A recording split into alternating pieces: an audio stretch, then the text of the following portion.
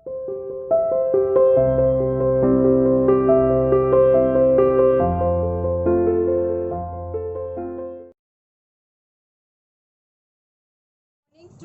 Welcome to online classes system CR international school दिहाड़ा।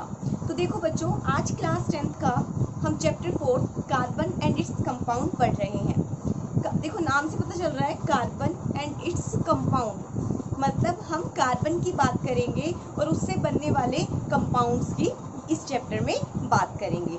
ठीक है, तो अब बात आती है कि इससे पहले मैं आपको बताना चाहती हूँ कि जो ये टॉपिक है ये किस में आता है, ऑर्गेनिक केमिस्ट्री में। हमारी केमिस्ट्री जो है वो 3 टाइप में डिवाइड हो रखी है, इनऑर्गेनिक केमिस्ट्री, ऑर्गेनिक केमिस्ट्री और फिजिकल केमिस्ट्री। ठीक है, तो अभी तक हमने जो टॉपिक पढ़े हैं वो इनऑर्गेनिक और फिजिकल में आते हैं, लेकिन आज का जो टॉपिक है ये बहुत इंपॉर्टेंट है, ये चैप्टर बहुत इंपॉर्टेंट है। ये 11th क्लास में भी और इवन 12th क्लास में भी आपके काम आएगा। अगर आप इसे पढ़ लोगे तो आगे भी आपको थोड़ी सहूलियत रहेगी। तो चैप्टर का नाम है हमारे पास कार्बन इट्स कंपाउंड और ये इन्वॉल्व होता है ऑर्गेनिक केमिस्ट्री में। तो अब बात आती है कि ये ऑर्गेनिक केमिस्ट्री है क्या। तो देखो बच्चों, ऑर्गेनिक केमिस्ट्री पहले क्या माना जाता था कि जो भी सब्सटेंस लिविंग ऑर्गेनिज्म से या फिर एनिमल से, इन सब से मिलकर बने हैं वो ऑर्गेनिक केमिस्ट्री में इंक्लूड होते हैं। मैं ये ओल्ड डेफिनेशन बता रही हूँ कि लिविंग ऑर्गेनिजम्स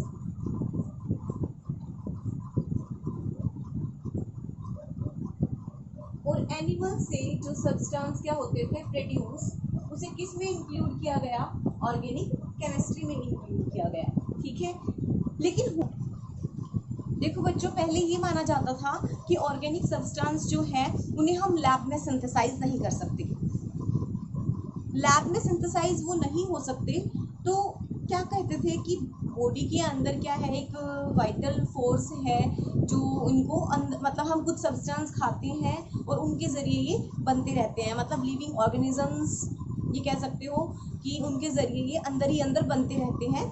जैसे कि हम कुछ खा रहे हैं, अंदर जो सिंथेसाइज हो रहा है सब्सटेंस वो ऑर्गेनिक में इन्वॉल्व होता है।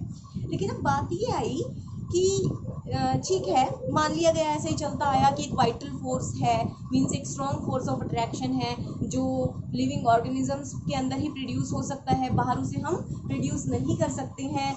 ये सब कुछ चलता आया और हम सब मानते आए। लेकिन अचानक से एकदम क्या हुआ, वोलर नाम के साइंटिस्ट ने WOHLER, देखो WOHLER, इस वोलर नाम के साइंटिस्ट ने क्या किया, ऑर्गेनिक कंपाउंड को लैब में सिंथेसाइज कर दिया।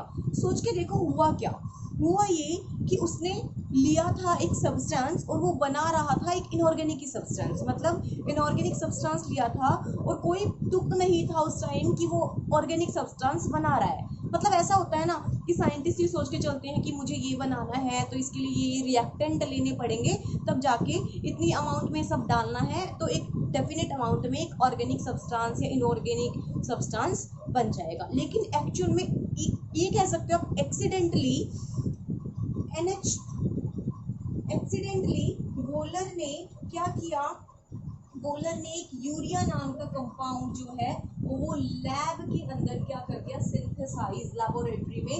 यूरिया का फॉर्मूला होता है NH2CO NH2, ये कंपाउंड था urea, first organic compound which is prepared in laboratory. और आप कह सकते हो कि एक्सीडेंटली प्रिपेयर हुआ था लेबोरेटरी में, कोई मकसद नहीं था कि ऑर्गेनिक कंपाउंड बनाना है। उसके बाद से क्या था कि भाई जब एक साइंटिस्ट ने ये काम कर दिया है, ठीक है, और कंपाउंड कौन सा लिया था, आइसोथायोसाइनेट कंपाउंड लिया था। उसको आपको याद नहीं कर रहा है इसलिए मैं नहीं लिखवा रही हूँ, क्योंकि कुछ बड़े बड़े नाम दिख जाएंगे और आप कंफ्यूज हो जाओगे।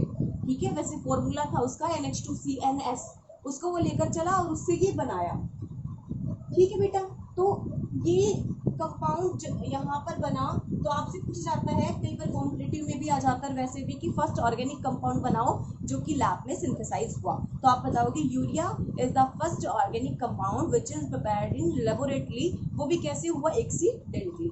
ठीक है, इसके बाद क्या था कि एक साइंटिस्ट ने इसे प्रिपेयर कर दिया, उसके बाद बहुत सारे साइंटिस्ट जो है इसी काम में लग गए और धीरे धीरे पता नहीं ढेरों कंपाउंड जो कि ऑर्गेनिक थे वो आ गए। अब पहले की डेफिनेशन ओल्ड डेफिनेशन हो गई, वो तो सब हट गई। क्यों? क्योंकि अब वो डेफिनेशन नहीं रही। कौन सी? कि भाई ऑर्गेनिक कंपाउंड जो है वो लिविंग ऑर्गेनिजम्स में ही सिंथेसाइज होते हैं, बाहर उन्हें हम नहीं बना सकते। अब बात आई कि भाई बना तो सकते हैं, तो इनकी डेफिनेशन क्या निकलेगी? तो क्या देखा गया कि हर एक ऑर्गेनिक कंपाउंड में जो एटम इन्वॉल्व हो रहे थे वो कौन कौन से थे? एक कार्बन एटम जो मेन था, एक हाइड्रोजन एटम जो मेन था, और ऑक्सीजन, नाइट्रोजन और कुछ एक एलिमेंट और थे। तो ये कहा गया कि द सब्सटेंस, ऑर्गेनिक कंपाउंड की डेफिनेशन में ये बोला गया कि अब वो, ये तो कह सकती हूँ मैं ओल्ड थी, ओल्ड डेफिनेशन। मॉडर्न डेफिनेशन क्या आई? मॉडर्न डेफिनेशन में आया कि वो सब्सटेंस जो कि जिसमें क्या इन्वॉल्व है? हाइड्रोकार्बन। हाइड्रोकार्बन का मतलब समझो, हाइड्रोकार्बन जिसमें इन्वॉल्व हो, मतलब हाइड्रोजन और कार्बन, हाइड्रोजन और कार्बन जिनमें इन्वॉल्व हो, और उनके डेरिवेटिव, बाकी सबको ऑक्सीजन, नाइट्रोजन, सल्फर, उन सबको क्या बोल दिया गया? उनके डेरिवेटिव। डेरिवेटिव समझते हो? उनसे बनने वाले सब्सटेंस, उनके जैसे पाए जाने वाले सब्सटेंस, डेराइव्ड सब्सटेंस। तो ऑर्गेनिक केमिस्ट्री क्या है? The chemistry in which include hydrocarbon and their derivatives. ठीक है, या फिर आप कह सकते हो including carbon, hydrogen and their derivatives are include या are come into the organic chemistry. ठीक है, तो अब आपसे पूछा जाता है हाइड्रोकार्बन क्या है, तो आप क्या कहोगे? The substance which is made up of hydrogen and carbon are called hydrocarbon। ठीक है बेटा, तो ये सब कुछ था कि किस तरीके से जो माना गया था ओल्ड डेफिनेशन थी और उसको सब झुटला दिया गया और आगे एक नई डेफिनेशन हमारे पास आई, किससे रिलेटेड? ऑर्गेनिक केमिस्ट्री से रिलेटेड। अब हम पढ़ते हैं कार्बन और हाइड्रोजन के कंपाउंड पढ़ेंगे। सबसे पहले कार्बन के ऊपर बात आती है, तो मैं आपको बताऊं कार्बन, आपको पता है कार्बन को डिनोट किससे करते हैं? सी से। कार्बन को सी से डिनोट करते हैं, और कार्बन क्या है? Non metal. पता है सभी को, ये सारे बच्चे इतने तो पढ़ ही चुके हैं। और कार्बन का एटॉमिक नंबर कितना होता है? 6 एटॉमिक नंबर है ना। फर्स्ट शेल में कितने इलेक्ट्रॉन आते हैं? 2। सेकेंड शेल में आते हैं 4 इलेक्ट्रॉन। तो आपको मैंने बताया भी था कि कार्बन जो है वो ना तो लूज कर सकता है, बीच में आ गया ना ये, 4 इलेक्ट्रॉन लेना 4 इलेक्ट्रॉन देना, तो ये ना तो लूज कर सकता है और ना ये इलेक्ट्रॉन 4 गेन कर सकता है। ये क्या करता है? ये कोवलेंट शेयरिंग पेयरिंग करता है। शेयरिंग पेयरिंग करता है, मतलब कौन से बॉन्ड बनाता है कार्बन? कोवलेंट शेयरिंग पेयरिंग करके जो बॉन्ड बनाए जाते हैं उनको बोलते हैं कोवलेंट बॉन्ड। अब आज आपको बताऊंगी कि ऐसा क्यों है कि 4 इलेक्ट्रॉन ना तो लूज कर सकता कार्बन और ना ही 4 इलेक्ट्रॉन गेन कर सकता। ठीक है, चलो इस टॉपिक के लिए पढ़ते हैं। ये रब कर देती हूँ, लिख लेना आप, साथ साथ लिखते रहो, नोट्स बनाते रहो अपने।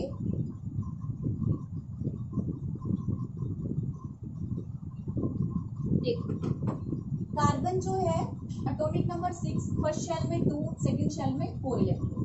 अब आप देखोगे यहाँ पर कि ये न्यूक्लियस है, यहाँ पर 2 इलेक्ट्रॉन है और यहाँ पर 4 इलेक्ट्रॉन। अब इसे बाहर वाले से आपको मैं एक बात बता दूं, जब भी कोई इलेक्ट्रॉन किसी एटम में ऐड होता है, मतलब अगर मैं कहूँ कि एडिशन होता है, एडिशन ऑफ इलेक्ट्रॉन, उस वक्त जब इलेक्ट्रॉन ऐड होता है तब एनर्जी रिलीज होती है। एनर्जी क्या होती है? रिलीज, निकलती है उस एटम में से। ठीक है, एंड वाइस वर्सा, मतलब सेकंड में लिख सकती हूँ, जब भी कोई इलेक्ट्रॉन निकालना हो, इलेक्ट्रॉन रिमूव करना हो, तब एनर्जी क्या होती है? रिक्वायर्ड, देनी पड़ती है इलेक्ट्रॉन। अब देखो ना भाई, इलेक्ट्रॉन है, ठीक है, इलेक्ट्रॉन निकालना है, एटम है, एटम में से इलेक्ट्रॉन निकाल, तो एनर्जी देकर निकालोगे ना, खुद पे खुद तो नहीं निकल जाएंगे। तो कितनी एनर्जी दी है? वैसे कोशिश ये होती है कि कोई एटम है वो सॉलिड स्टेट में है, एटम नहीं मतलब पूरा कंपाउंड है, ये कह सकते हो लैटिस के अंदर वो एलिमेंट प्रेजेंट है, तो मैं कह सकती हूँ कि वो सॉलिड में है, लिक्विड में है या गैस में है। तो गैसेस सब्सटेंस को लेते हैं, गैस में कन्वर्ट करते हैं, सो दैट पार्टिकल दूर दूर हो जाते हैं, अब एनर्जी देकर इलेक्ट्रॉन निकाल लेते हैं। क्या कह रही हूँ मैं आपको कि जब भी कभी एटम से इलेक्ट्रॉन निकालना है तो एनर्जी देनी पड़ती है। कितनी एनर्जी दी है वो डिपेंड करता है। ये एनर्जी आपको याद नहीं करनी, लेकिन जब भी कभी इलेक्ट्रॉन उसमें डालना है, ऐड करना है, तब एनर्जी रिलीज होती है। तो ये दो बातें आप याद कर लेना, ठीक है। तो अब देखो, आप मेरे को क्या करना है, इसमें 4 इलेक्ट्रॉन इसके अंदर ऐड कराने, एनर्जी रिलीज होगी। सोच के देखो, इलेक्ट्रॉन पे नेगेटिव चार्ज होता है ना। एक इलेक्ट्रॉन आया तो मान लो ये एक इलेक्ट्रॉन आया तो यहाँ आ गया, इसमें भी नेगेटिव, एक इलेक्ट्रॉन आया यहाँ आ गया। सोच के देखो, 2 इलेक्ट्रॉन तो ठीक है आ चुके हैं, ऐड कराया, एनर्जी रिलीज होती गई, एक और ऐड कराया, एनर्जी रिलीज हो गई। लेकिन तीसरा और चौथा जब इलेक्ट्रॉन आता है, तीसरा भी मान लो एडजस्ट हो ही गया कि बहुत ज्यादा एनर्जी रिलीज हुई, लेकिन इस केस में जो कि क्या थी, इतनी ज्यादा थी कि हम ये कह सकते हैं कि इलेक्ट्रॉन नेगेटिव चार्ज, जो इलेक्ट्रॉन आ रहा है उसमें भी नेगेटिव, ये इलेक्ट्रॉन जो है ये भी नेगेटिव, तो नेगेटिव नेगेटिव क्या करता है, रिपल्शन। इतना रिपल्शन हुआ कि वो इलेक्ट्रॉन आने, चौथा इलेक्ट्रॉन आने वाला क्या होगा, भाग गया यहाँ से। तो इसीलिए 4 इलेक्ट्रॉन ऐड करना क्या होता है, डिफिकल्ट होता है 4 इलेक्ट्रॉन को ऐड कराना, क्योंकि इतनी एनर्जी रिलीज होती है। कह सकते हो कि क्या होता है इस केस में, इलेक्ट्रॉन का रिपल्शन होता है, रिपेल करने लग जाते हैं, क्योंकि इलेक्ट्रॉन पे चार्ज क्या होता है, नेगेटिव होता है, और अंदर जो इलेक्ट्रॉन है उन पे भी चार्ज क्या है, नेगेटिव है। Negative negative repel to each other, तो रिपेल ही करेंगे तो ऐड कैसे होंगे, वो तो भाग जाएगा वहां से। तो इसलिए 4 इलेक्ट्रॉन को ऐड करना क्या है, मुश्किल ही नहीं, नामुमकिन है, ठीक है। नेक्स्ट करते हैं। अब बात आती है रिमूव करने की। 4 का तो आ गया। रिमूव करने के लिए ना एनर्जी देनी पड़ती है, मैंने बताया ना, इलेक्ट्रॉन रिमूव करना तो एनर्जी रिक्वायर्ड देनी पड़ती है इलेक्ट्रॉन निकालने के लिए। अब 4 इलेक्ट्रॉन, ये मैं यहाँ से रब करके बताती हूँ आपको। देखो बच्चों, ये 4 इलेक्ट्रॉन है, 4 इलेक्ट्रॉन। अब आपको क्या करनी है, यहाँ से ये चारों इलेक्ट्रॉन, ये मैं यहाँ लिख देती हूँ, 1 2 3 4, चारों निकालने हैं।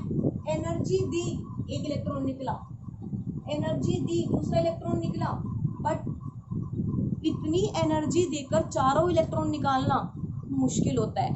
2 इलेक्ट्रॉन के लिए तो एनर्जी ठीक है, तीसरे के लिए मतलब तुम उस एटम के अगेंस्ट काम करा रहे हो, तो वो एटम 2 इलेक्ट्रॉन रिमूव कर देगा, 3 कर देगा रिमूव, फिर भी अपने अगेंस्ट काम करके। लेकिन चौथे इलेक्ट्रॉन की जब बात आएगी तो वो अनस्टेबल हो जाएगा, या तो ये कह सकते हो कि इस केस में वो मतलब पूरा एटम क्या हो जाएगा, हमारे पास अनस्टेबिलिटी की फॉर्म में आ जाएगा, और कोई भी अनस्टेबल नहीं होना चाहता। तो आप ये कह सकते हो 4 इलेक्ट्रॉन को यहाँ पर कि एनर्जी की रिक्वायरमेंट इतनी हाई होती है कि इतनी एनर्जी हम नहीं दे पाते, दे भी पाते हैं तो वो एटम अनस्टेबिलिटी की तरफ चला जाता है। और अनस्टेबिलिटी मतलब कि हमारे पास जो वो एटम उस स्टेट में नहीं रहना चाहता, वो फिर से रिक्वायर्ड करता है कि इतने इलेक्ट्रॉन मुझे चाहिए। पता ही है आपको, अनस्टेबल ना तो कोई एटम होना चाहता, ना कोई मॉलिक्यूल, ना ही कोई आयन। इसीलिए ना तो 4 इलेक्ट्रॉन उसमें क्या करने होते हैं, रिक्वायर एनर्जी इतनी देनी होती है कि चारों इलेक्ट्रॉन निकल जाए, ना ही एनर्जी इतनी क्या करनी है, रिलीज करनी है कि चारों इलेक्ट्रॉन वो रिलीज कर ही नहीं पाता है कि चारों इलेक्ट्रॉन उसमें ऐड हो जाए, क्योंकि रिपल्शन इतना बढ़ जाता है। और रिपल्शन बढ़ने से भी क्या होती है, अनस्टेबिलिटी आती है। तो अनस्टेबल हमें करना नहीं, तो करता क्या है, देखो कार्बन के लेविस स्ट्रक्चर बताती हूँ। लेविस मतलब डॉट, जिसने डॉट स्ट्रक्चर दिए थे, डॉट मतलब वैलेंस इलेक्ट्रॉन, वैलेंस इलेक्ट्रॉन कितने, 4, ठीक है, 4 है ना। तो अब देखो, मान लो मैं लिखती हूँ CH4, तो कैसे लिखना होता है हमें CH4, वैसे तो मैं बॉन्डिंग करा चुकी हूँ आपको, लेकिन आपको बता देती हूँ। 4 है, चारों मैंने लेविस डॉट स्ट्रक्चर की हेल्प से दिखा दिए। 1H 2H 3H 4H, H में भी एक इलेक्ट्रॉन, इसमें भी और इसमें भी, एक और एक 2, एक और एक 2, एक और एक 2। हाइड्रोजन को स्टेबल होना है डुप्लेट कंप्लीट करके, तो एक और एक 2। लेकिन कार्बन देखो 1 2 3 4 कितने लेगा, एक इससे, एक इससे, एक इससे, एक इससे और एक इससे, हो गया 4 खुद के पास और 4 इनसे ले लिया। शेयरिंग नहीं हो गई भाई, ये दूसरे को दे भी रहा है, दूसरे से ले भी रहा है। ऐसा हो रहा है कि खुद के पास खुद के इलेक्ट्रॉन है भी, और दूसरे के इलेक्ट्रॉन भी उसने क्या कर लिया, ले लिए, हो गए 8। हाइड्रोजन के पास खुद के इलेक्ट्रॉन है और दूसरे के पास से भी ले लिया, तो ऐसा नहीं हो गया शेयरिंग पेयरिंग। आप घर पे कोई भी खाने का कुछ भी लेकर आते हो तो अपने भाई बहनों के साथ मिल बांट कर खाते हो, आधा आधा, शेयरिंग पेयरिंग है ना, दोनों के पास रह जाता है। तो यही कार्बन करता है, या फिर ये कह सकते हो कि कार्बन से बनने वाले जितने भी कंपाउंड हैं वो सब कैसा, कार्बन और हाइड्रोजन से मिलकर जितने भी कंपाउंड है वो सारे कैसा बॉन्ड बनाते हैं, कोवलेंट बॉन्ड। और क्या करते हैं, शेयरिंग पेयरिंग करके कौन सा बॉन्ड बनाते हैं, कोवलेंट बॉन्ड बनाते हैं। तो आप से related covalent bond metal and non metal में आप पढ़ चुके हो। तो आपको इतना करना है, इतना कर लेना कि which things is included in organic chemistry, what is hydrocarbon and covalent compound। ठीक है, कुछ मेन चीजें, बाकी हम कल की वीडियो में करते हैं। ओके बेटा, ध्यान रखना, टेक केयर, बाय।